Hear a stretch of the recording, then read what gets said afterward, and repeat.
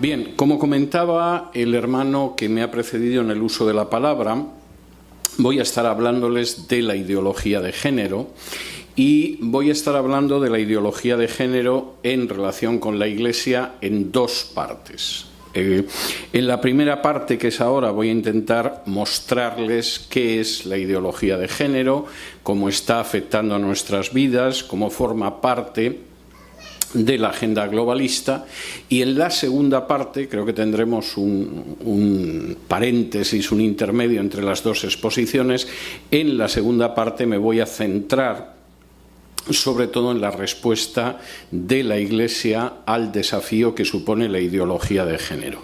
Después de la segunda parte tendremos un tiempo para preguntas, es decir, si les van surgiendo preguntas, anótenlas para formularlas después de la segunda parte, y no las vamos a tener al final de la primera parte, porque lo que me van a preguntar al final de la primera parte casi todo lo voy a contestar en la exposición de la segunda, entonces no es cuestión de adelantar esa exposición.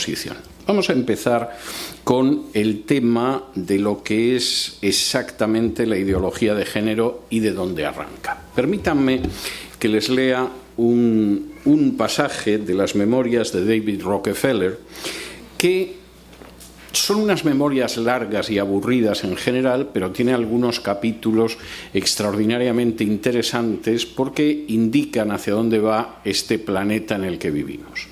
En este caso concreto, son unas memorias que se publicaron en el 2002, o sea, esto viene de lejos, no es algo que ha venido con la presidencia de Biden, ni mucho menos. En esas memorias Rockefeller dice lo siguiente: algunos creen incluso que nosotros, los Rockefeller, somos parte de una cábala secreta que trabaja contra los mejores intereses de los Estados Unidos, caracterizando a mi familia y a mí como internacionalistas que conspiran alrededor del mundo con otros para construir una estructura global, política y económica más integrada, un mundo solo, si se quiere. Si esa es la acusación, me declaro culpable y estoy orgulloso de ello. La declaración aparece al inicio de uno de los capítulos de las memorias de David Rockefeller, donde él a continuación explica, al menos en parte, supongo que se guardó muchas cosas, pero explica cómo empieza a ponerse en funcionamiento una serie de entidades, de organizaciones, para avanzar la agenda globalista. Y no lo niega. Algunos nos acusan, a mí y a mi familia, de ser personas que formamos parte de una cábala secreta, la expresión es suya, no es mía, que efectivamente actúa de acuerdo a un plan concreto que va en contra de los intereses de Estados Unidos y que pretende crear una sola unidad política, económica, social, un solo mundo, si lo prefieren, y él acaba la afirmación diciendo: pues me declaro culpable de esa acusación y además estoy orgulloso de ello. No es mentira y además estoy muy contento, muy orgulloso de que sea así. ¿Qué implica, y esto es enormemente importante, el avance de esa agenda globalista? La agenda globalista, fundamentalmente, y esto puede sonar horrible, pero es la verdad, es la fusión de lo peor de un sistema capitalista con lo peor de un sistema socialista.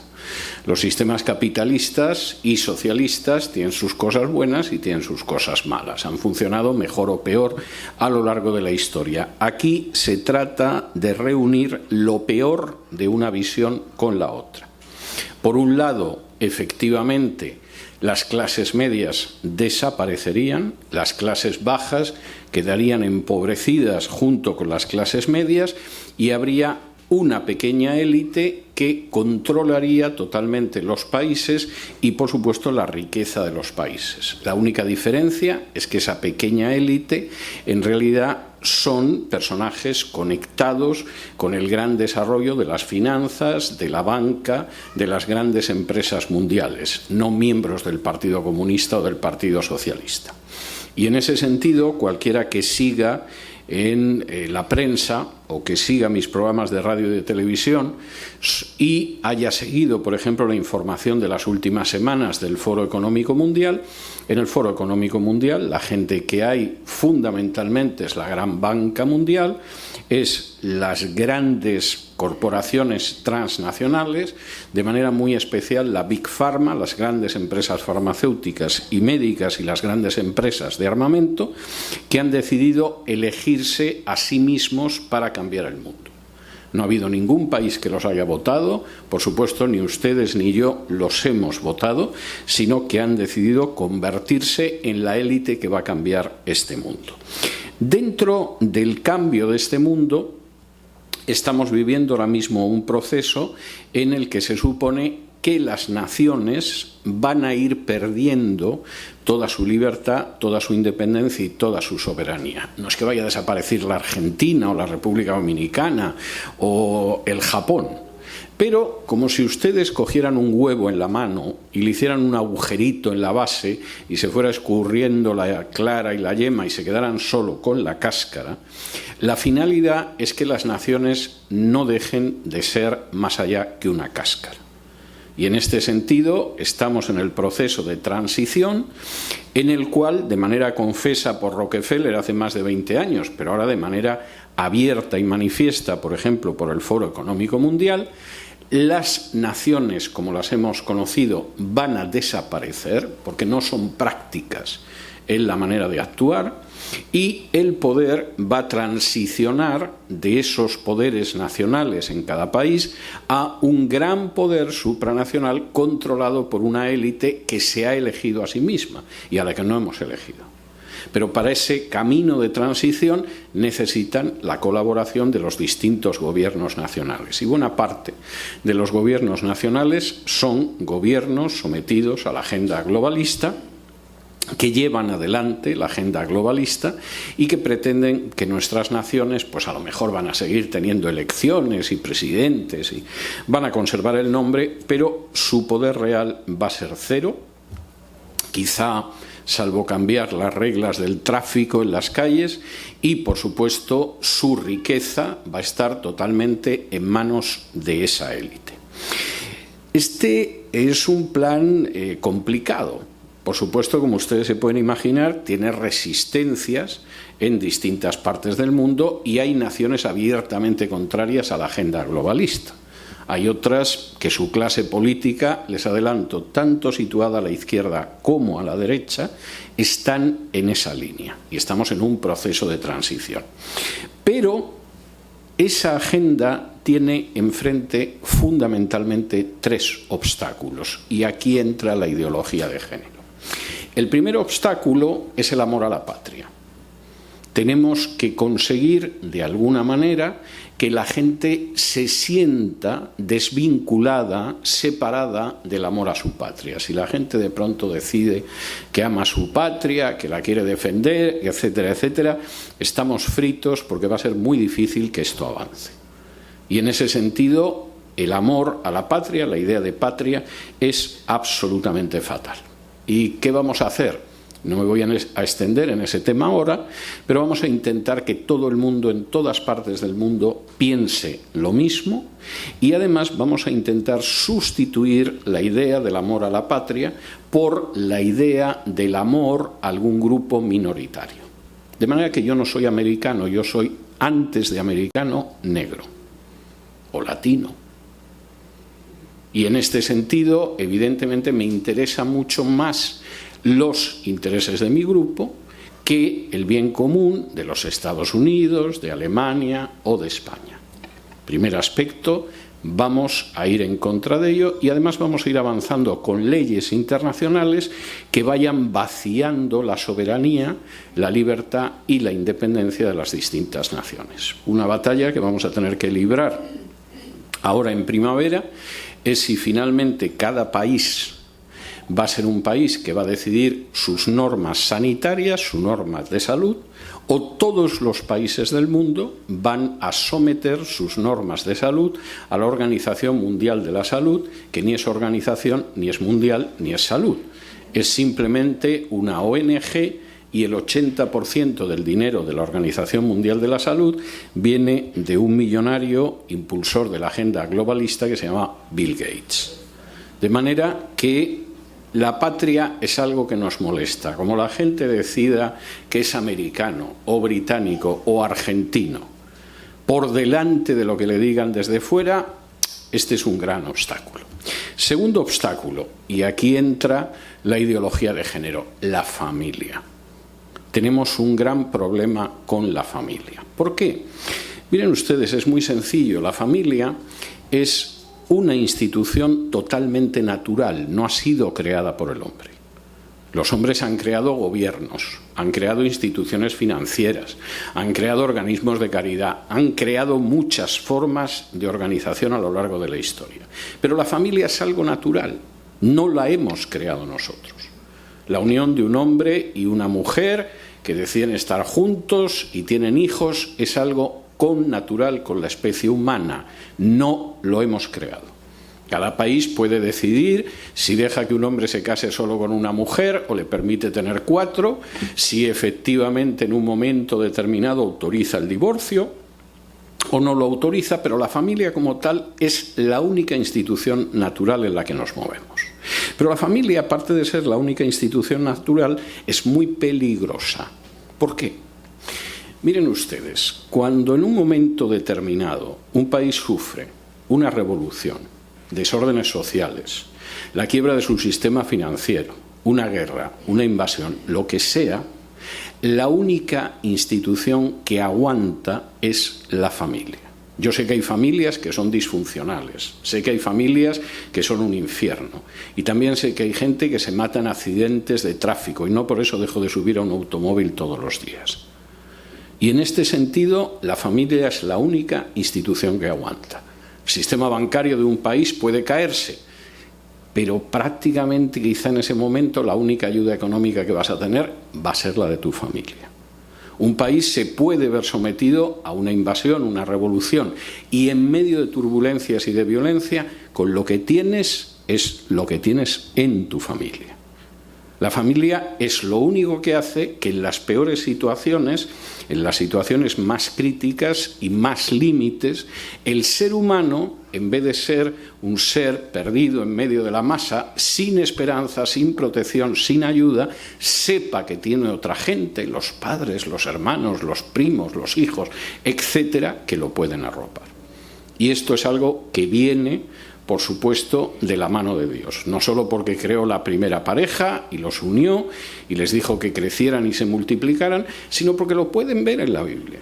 Cuando en la Biblia de pronto en los Salmos hay quien habla de la enorme bendición que significa tener hijos, están hablando de una sociedad en la que no había un sistema de seguridad social, ni de sanidad, ni cosa parecida, pero confiaban los ancianos en la ayuda que iba a derivar de los hijos que habían tenido. Esto no es casual y es algo que algunos hemos conocido además en otras épocas, porque las familias eran mucho más fuertes que ahora. Y por lo tanto la familia es un objetivo que tenemos que destruir. No queremos que usted tenga amor a su patria. Y nos da igual si su patria es el Perú, la República Dominicana o la Cochinchina. No queremos eso. Y no queremos que siga existiendo la familia. La familia permite resistir en los peores momentos de la vida de las personas. Y por lo tanto tenemos que acabar con ella y ahí entra la ideología de género. Tercera cuestión. Aparte de que no queremos la supervivencia de la familia, tenemos un enorme deseo de ver desaparecer el cristianismo bíblico. Sobre esto voy a hablar en la segunda exposición, pero esto es muy claro, es nuestro último gran obstáculo. Permítanme que les cuente una anécdota para que vean hasta qué punto esto no es exagerado ni es una sensación de orgullo o de soberbia, es algo que los propios impulsores de la agenda globalista tienen muy claro. Apenas unos meses antes de comenzar la crisis del coronavirus, que ha sido uno de los grandes experimentos sociales de la agenda globalista, en Bogotá, Colombia, tiene lugar una especie de superconcilio, macrosínodo, mega reunión de todos los grupos homosexuales de Hispanoamérica. Y esos grupos efectivamente se reúnen para analizar la situación en Hispanoamérica, cómo van las cosas, cómo avanza nuestra estrategia, dónde estamos. Llegan a 3 conclusiones por unanimidad. Primera conclusión: el avance de la agenda globalista y la ideología de género está parada. Hemos hecho algunos avances en Argentina, en algún otro país, pero en términos generales estamos encallados, estamos parados. Segundo, la culpa es de las iglesias evangélicas. El razonamiento, además, es un razonamiento muy claro. Nosotros habíamos partido de la base de que la religión mayoritaria en Hispanoamérica es la Iglesia Católica. En números es así. Y eso no nos preocupaba, porque la pregunta no era si íbamos a pactar con la Iglesia Católica, sino el precio de pactar. Pero que iban a pactar, iban a pactar. Contábamos con ello. No se equivocaban. El Papa Francisco hace apenas unas semanas ha permitido la bendición de parejas homosexuales. O sea, no andaban nada equivocados estos chicos. Y, a fin de cuentas, la Iglesia Católica tiene un orden jerárquico, piramidal. Lo que decide la cúspide de la pirámide, el resto obedece. Luego se acuerda de la madre del Papa Francisco, protesta, dice que esto es cualquier cosa, pero todos al final, como en el ejército, obedecen. Cuando los soldados van en formación, se toca el silbato y aunque no les guste, van. Y la Iglesia Católica es lo que hace. El problema es que han surgido estos malditos evangélicos de debajo de las piedras, no tienen una organización piramidal, no tienen una organización completa y nos han paralizado la agenda. Tercera conclusión por unanimidad: tenemos que infiltrarlos y destruirlos, porque es el único obstáculo que tenemos para avanzar. Voy a volver sobre eso en la segunda exposición. Pero, ¿qué es la ideología de género? Porque estoy hablando de prolegómenos durante todo este rato y efectivamente tendría que decir algo. Permítanme que les lea, para introducirles un poco en la ideología de género, algunos fragmentos del manifiesto contrasexual, que es uno de los textos canónicos de la ideología de género. Y pueden ustedes captar lo que es, pero también captar hasta qué punto es algo que anda en el ambiente desde hace años, inclusive en este país. Por ejemplo, la sociedad contrasexual demanda que se borre de las denominaciones, que se borre masculino y femenino correspondiente a las categorías biológicas del carné de identidad. Se sustituirá por cuerpos parlantes. Bueno, ustedes saben que llevamos desde hace años con una batalla para que se acabe esa división supuestamente maligna entre hombres y mujeres, varones y hembras, sexo masculino y sexo femenino.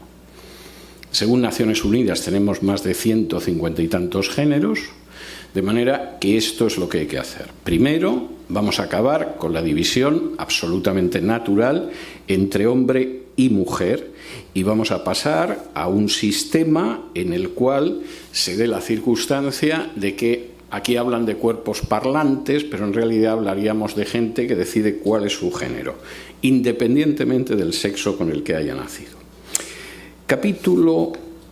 Artículo 3. Fíjense algunas de las cosas que hay que abolir. La abolición del contrato matrimonial, la abolición de los privilegios sociales y económicos derivados de la condición masculina o femenina supuestamente natural, y la abolición de los sistemas de transmisión basados en un sistema heterocentrado. Es decir, dentro de esta idea en la que vamos a acabar con eso de que es natural que haya hombres y haya mujeres, además vamos a acabar con el matrimonio, vamos a acabar con eso de que al final se unan un hombre y una mujer y vamos a acabar con los sistemas de transmisión. No solo eso, vamos a cambiar las prácticas sexuales de la gente. Artículo 4 de este mismo manifiesto. La resignificación contrasexual del cuerpo se hará operativa con la introducción gradual de determinadas políticas contrasexuales. 1. La universalización de las prácticas estigmatizadas como abyectas. Ustedes han conocido seguramente que hay prácticas que se consideraban abyectas, se consideraban indecentes, inmorales en términos generales. Nosotros lo que vamos a hacer es que las vamos a convertir en universales. Quizá ustedes, si tienen mi edad, o nuestros padres, nuestros abuelos, conocíamos que la homosexualidad se consideraba una práctica antinatural. La vamos a universalizar. Ustedes conocían que, por ejemplo, las relaciones sexuales con niños se consideraban una práctica abyecta. La vamos a imponer. Y en ese sentido ya hemos entrado en esa fase de la ideología de género. Y por cierto, quisiera recomendarles que escuchen una entrevista de 1 hora larga que emitió el programa La Voz de César Vidal el pasado viernes sobre el abuso sexual de niños sistemático en comunidades judías ortodoxas. Porque la gente piensa que solo los sacerdotes abusan de niños. Abusan, y mucho, pero no es un fenómeno aislado. Y se da en otros colectivos. Y a veces la isla donde se abusa de niños es una isla a la que va gente de Hollywood y presidentes de los Estados Unidos y gente de la familia real británica, como es el caso de la isla de Epstein, que un día apareció suicidado en prisión. No solamente eso, quisiera mencionarles alguna cosa más. Como en última instancia todos nosotros sabemos lo que es un hombre y una mujer, incluso cuando una mujer se corta el pelo como un sargento de marines y habla con voz así, sabemos que es una mujer. E incluso si un hombre se viste de mujer y adopta un comportamiento muy afeminado, sabemos que es un hombre. Tenemos que insistir en el hecho de que esto no es verdad. Yo no necesito que ustedes se desnuden para saber quién es aquí un hombre o una mujer. O sea, es evidente, no tengo ni que ver los desnudos. Una mujer, un hombre, una mujer, una mujer, un hombre, una mujer, una mujer, una mujer, un hombre. Salvo que seas ciego, es algo que salta a la vista. Es más, si esto estuviera lleno de travestis, transexuales, etcétera, los distinguiríamos igual. Bueno, pues tenemos que llegar a la conclusión de que dado que los hombres y las mujeres son distintos desde el momento de nacer y tienen órganos sexuales distintos, tenemos que encontrar un punto común que nos permita decir que en realidad eres lo que quieres y no aquello como has nacido. ¿Y cómo hacemos esto? No se lo van a creer, pero fíjense. Se pondrán socialmente en marcha una serie de prácticas contrasexuales para que el sistema contrasexual tenga efecto. ¿Cuál es la primera? Resexualizar el ano como centro contrasexual universal. Yo no soy un especialista en anos, pero aceptaría que el de un hombre y una mujer no se distinguen. Efectivamente, si ves a un hombre y una mujer y ves sus órganos sexuales, es difícil que puedan ser más diferentes. El ano es exactamente igual, de modo que vamos a buscar algo que nos permita decir que efectivamente no hay nada de eso y por lo tanto, pues sería ideal poderlo hacer de esa manera.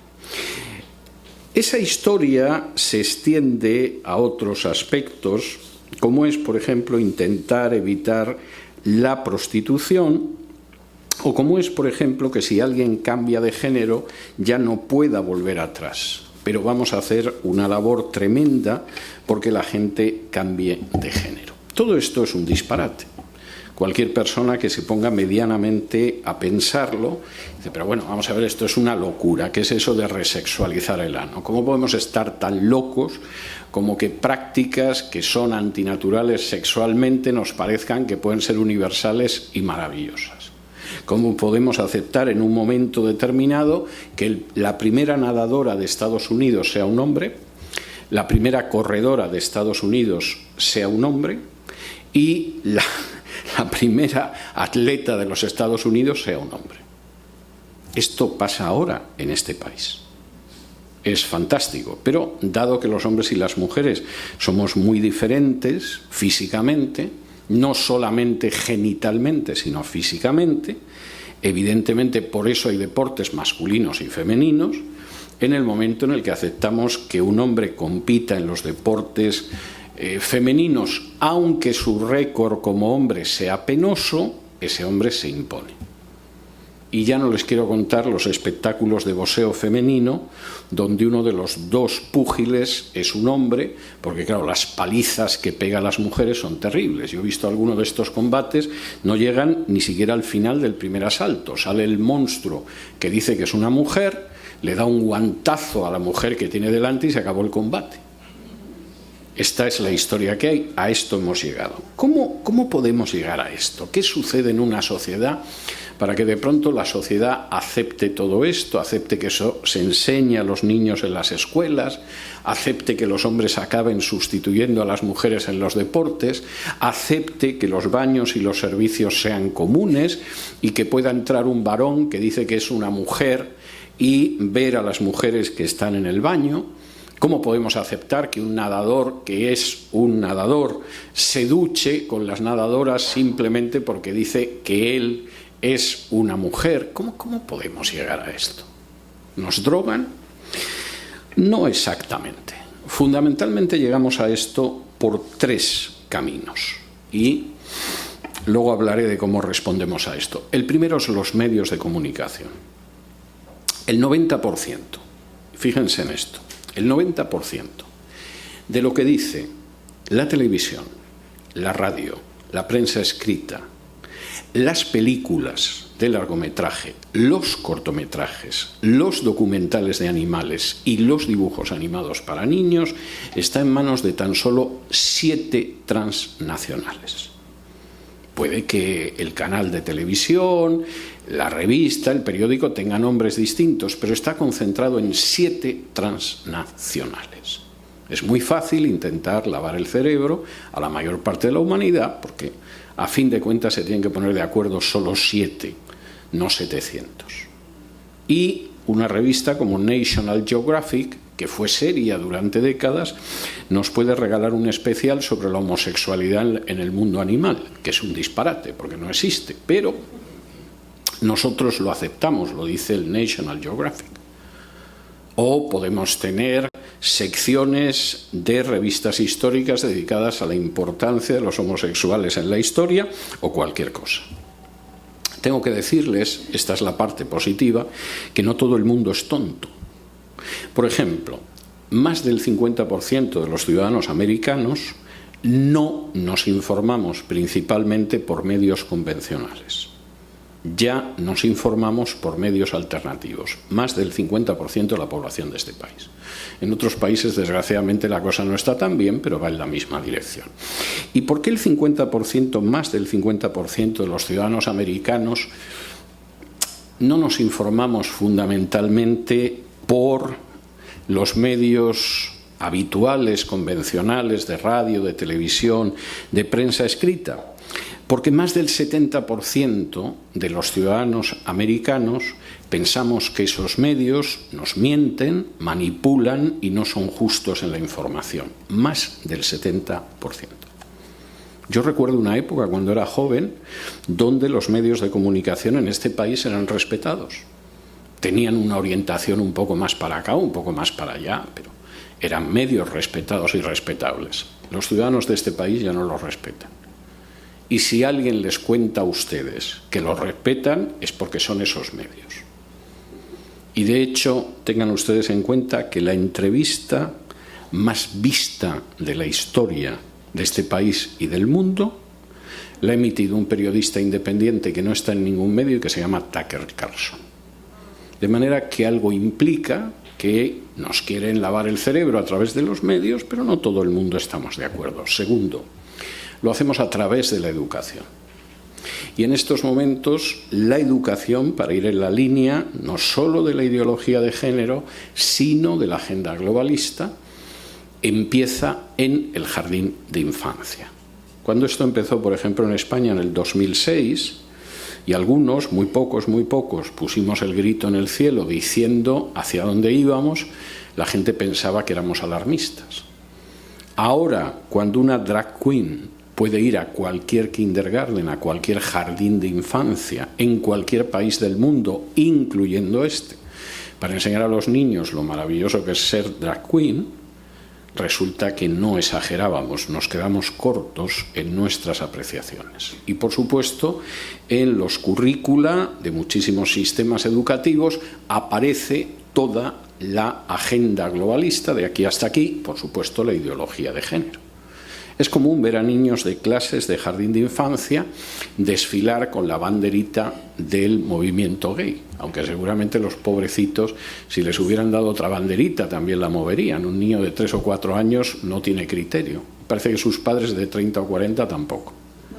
Pero lo cierto es que el sistema educativo va en esa dirección.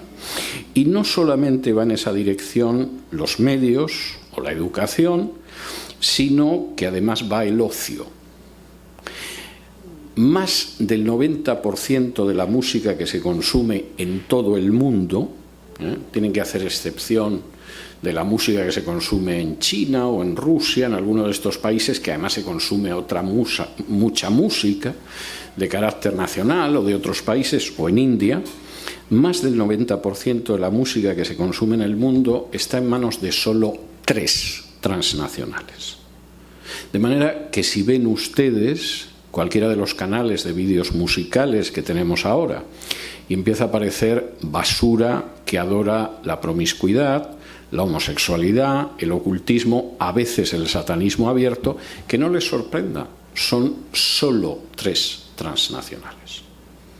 Y evidentemente es una basura que tragan los jóvenes de todo el mundo. No voy a hablar de la diferencia de la música en otras épocas, porque parte de mi trabajo profesional está vinculado a la música pop y a veces no hay manera de sacarme de los años 60, sobre todo si tengo que venir a la época actual.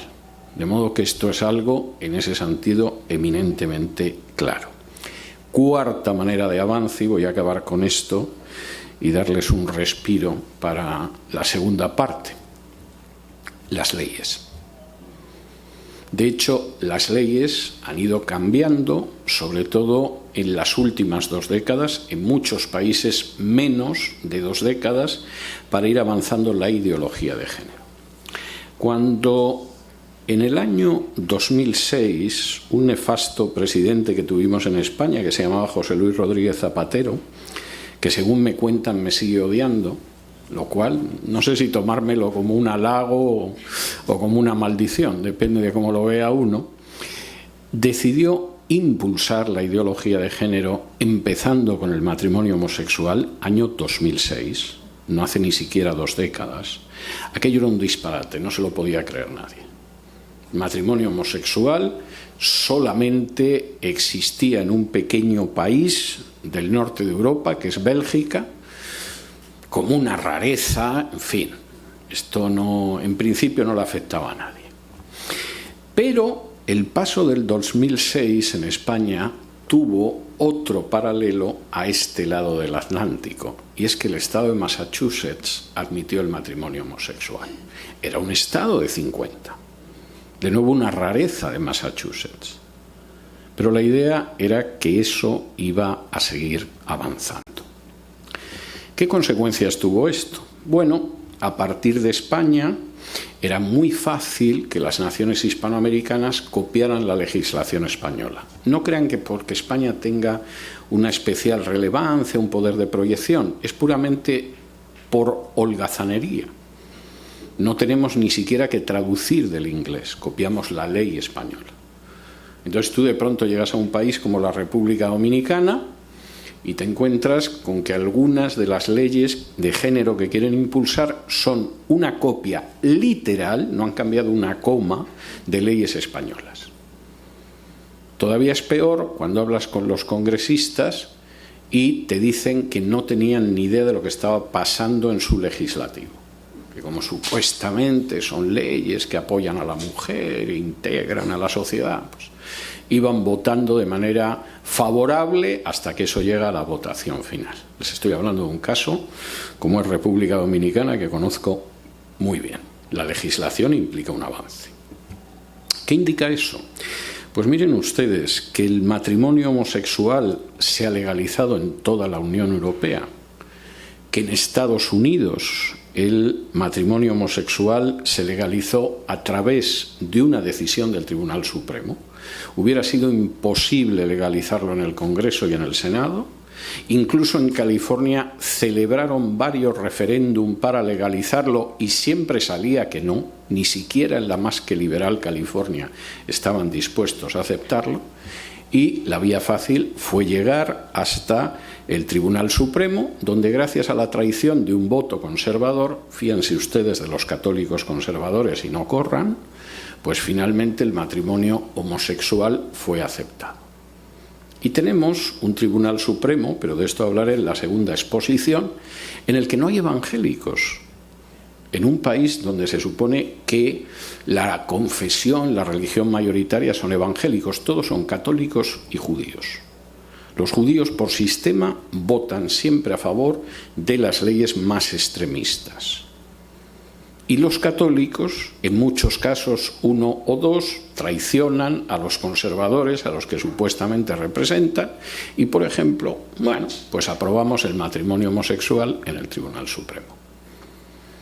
De manera que la legislación ha ido avanzando. No incluye solo, para que lo tengan ustedes claro, me quedan un par de minutos, no incluye solo el matrimonio homosexual o la adopción de niños por parejas homosexuales, o la ampliación del aborto o la introducción del aborto dentro de determinadas legislaciones, o la ley de eutanasia que nos permite matar en masa a ancianos y enfermos y que, por ejemplo, existe ya en prácticamente la totalidad de Europa, en algunos estados de Estados Unidos, donde si tienen ustedes más de 55 años yo les recomendaría que no residan,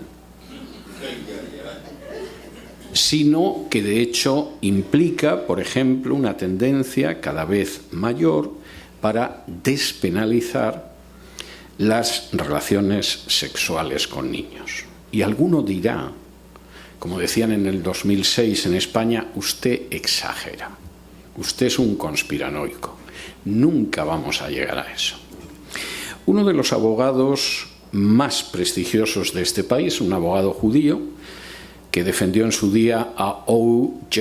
Simpson y que se llama Alan Dershowitz, por cierto, iba a defender a Israel en el Tribunal Internacional de Justicia hace unas semanas, pero es que se descubrió que iba mucho por la isla de Epstein y entonces consideraron que no le iba a dar buena imagen a Israel si lo representaba un sujeto como Dershowitz. Una de sus últimas intervenciones geniales en la televisión en Estados Unidos, la vi recientemente, fue una intervención en que la periodista le dijo: ¿cómo explica usted tantos viajes a la isla de Epstein?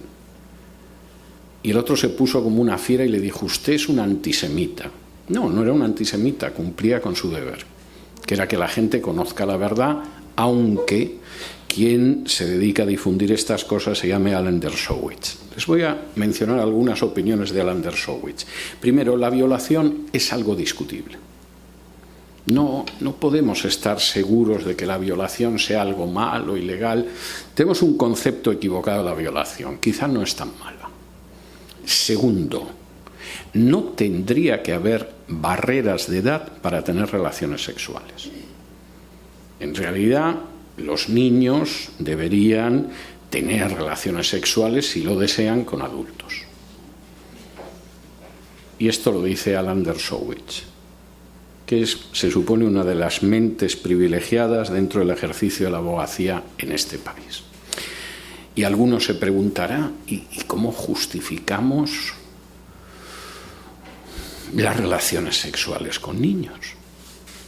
¿Qué argumento podemos utilizar? Porque claro, en el caso del matrimonio homosexual, el argumento que arrojamos a las masas para lavarles el cerebro es: si dos personas se quieren, ¿por qué no se van a casar? Pues porque el matrimonio no se puede dar siempre entre dos personas que se quieren. Dos hermanos no se casan, por lo menos de momento. Un padre no se casa con su hija, una madre no se casa con su hijo. Hay determinadas relaciones que, aunque se quieran mucho y ansíen mucho tener relaciones sexuales, no son cubiertas por ninguna legislación del mundo todavía. ¿Y cuál es el argumento para justificar las relaciones sexuales con niños? ¿Quién puede adiestrar mejor en el sexo a un niño que un adulto? Y el argumento es totalmente falso. Un niño no necesita que lo adiestren para tener relaciones sexuales. Ni física, ni psicológicamente, ni espiritualmente está en el estado de desarrollo para mantener relaciones sexuales. Por supuesto, no con un adulto. De manera que el argumento es un argumento falaz. Y vuelvo a recordarles esa entrevista del viernes en La Voz de César Vidal, donde se habla de esa situación y en este país. De manera que la ideología de género, como la agenda globalista, plantea enormes desafíos. Los plantea para nuestros hijos. Son hijos a los que se está lavando el cerebro con la idea de que en algún momento sean simplemente carne fresca para paidófilos o gente que efectivamente desea disfrutar de esto. Plantea un problema para nosotros mismos. La ley va avanzando y, por supuesto, si no estamos de acuerdo con ella, ya hay países donde se castiga expresar en público que no estamos de acuerdo con ese tipo de leyes. Y esta es una situación tremenda. Y además, para terminarlo de arreglar, en la segunda gran oleada de leyes de género se suele incluir siempre una ley contra la discriminación por razón de género que incluye de manera especial a las iglesias. Les voy a decir cómo funciona y con esto acabo esta primera parte de la exposición. El día de mañana, uno de los ancianos de esta iglesia, bueno, aquí no tienen un staff pagado, de manera que no tienen un director del coro, una secretaria del pastor, de eso que se libran.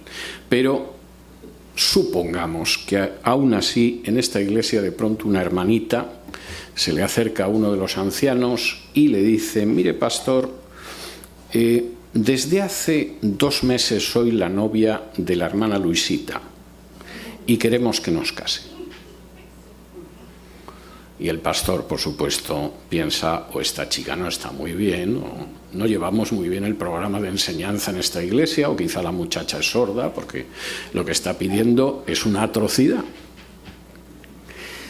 O un día le aparece uno de los hermanos de la iglesia y le dice: mire, hermano, el hermano Manuel y yo somos novios desde hace un tiempo y queremos casarnos en la iglesia. Y uno diría: imposible, no puede ser. Bien, en España puedes acabar en prisión si te niegas a eso. De entrada te pueden multar. Si insisten mucho, podrían pensar en cerrarte el local de la iglesia y en un momento determinado, según le pille al fiscal y al juez, podrías ir a prisión. De momento un periodo no muy largo, pero prisión. Hace 2 veranos me pasé casi todo el verano reformando constituciones de iglesias en España para que, si se presentaba esa situación, el pastor no acabara en la cárcel. De manera que esta es una situación real. De momento, en este país, si hay una pareja de homosexuales que se quiere casar, pues va a alguna de las parroquias del sur de la Florida católicas o a ciertas iglesias, los casan y no hay problema. Pero una de las maneras de avanzar la agenda globalista es que los tribunales dicten sentencias en ese sentido. Y una de las formas de imponer eso es que en un momento determinado te veas demandado por una pareja de homosexuales. ¿Por qué? Por ejemplo, porque no has querido hacer un pastel de bodas para una pareja homosexual. Ese caso ha pasado en este país en el Tribunal Supremo. O en un momento determinado porque te niegas a casarlos y, por supuesto, no te habías dado cuenta de que estaban en tu iglesia. Seguramente porque estaban infiltrados, no lo sabías. Y una de las metas es infiltrarnos y destruirnos. De manera que este es un desafío serio. No solo esa escala mundial nos afecta muy directamente, pero sobre cómo nos vamos a enfrentar con este desafío es algo que veremos en la segunda exposición. Muchísimas gracias.